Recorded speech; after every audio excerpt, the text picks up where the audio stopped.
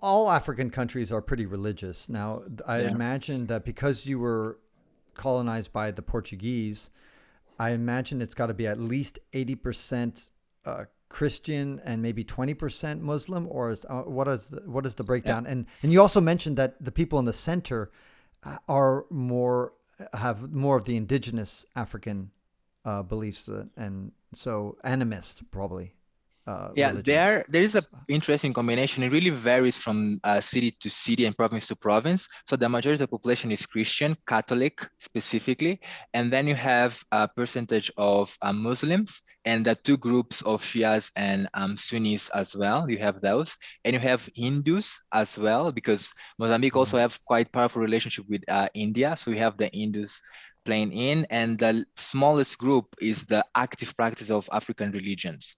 Usually they might be have some rituals related to the sea or related to the mountains, but there's literally the minority, or at least the minority who actively express themselves or identify themselves as part of those religions.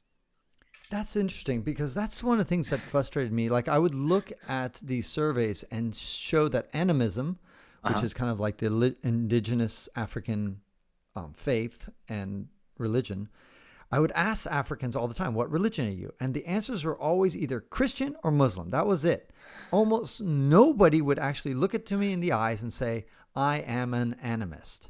And yet, you would see like in West Africa, you would see lots of voodoo stuff going on, Yeah, and other types of and what's it called, the fetishes, which are the little things that they yeah. animal parts and that kind of stuff that they use in their rituals.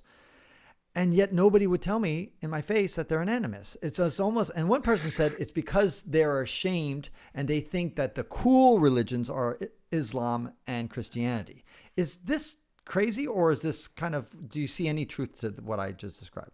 I think it's not necessarily because of shame, especially in Mozambique specifically. It comes down for people not seeing that as a religion.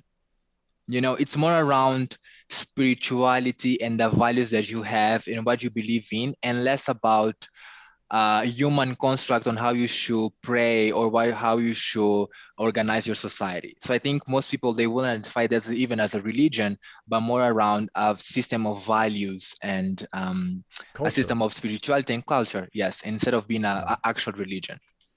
Got it. Okay, that makes a lot more sense because then that kind of indicates that they think, but there's also, in a sense, kind of a self esteem issue there when you're saying, like, or maybe it's not self esteem. I don't know. Maybe I'm reading into it too much. But this idea that that our belief system of Uh-huh. spirituality is not elevated to the level of a religion. But that's assuming that you think there's a hierarchy there. Maybe there's not a hierarchy. Maybe for them, they're saying, no, we're the base layer. The base layer is this belief in animist beliefs and that the power of the earth and the spirits that are around us. That's a base layer. And on top of that, you put some sort of religious construct. Maybe Yeah. that's it. I mean, also, I think it is, and it makes sense because if you think about how most countries colonized Africa, they were really trying and a way to control more the local populations, they were really stripping down the identity of that population. So stuff as speaking your local language, having your local religion, they were not deemed as being as desirable, right? So it's not, to me at least, not a surprise, and most people don't feel at least comfortable, not necessarily ashamed, but comfortable sharing that with other people. And also because of all the many misinformations people have around it. That like if you go to Africa, there is tons of black magic and everything is just bad and they're sacrificing animals. So no one wants to be necessarily associated with the bad religion or with the bad thing, quote unquote, even though there is no such thing, in my opinion, at least. But yeah, I can totally see why people wouldn't self-identify as being part of one religion in detriment of another one.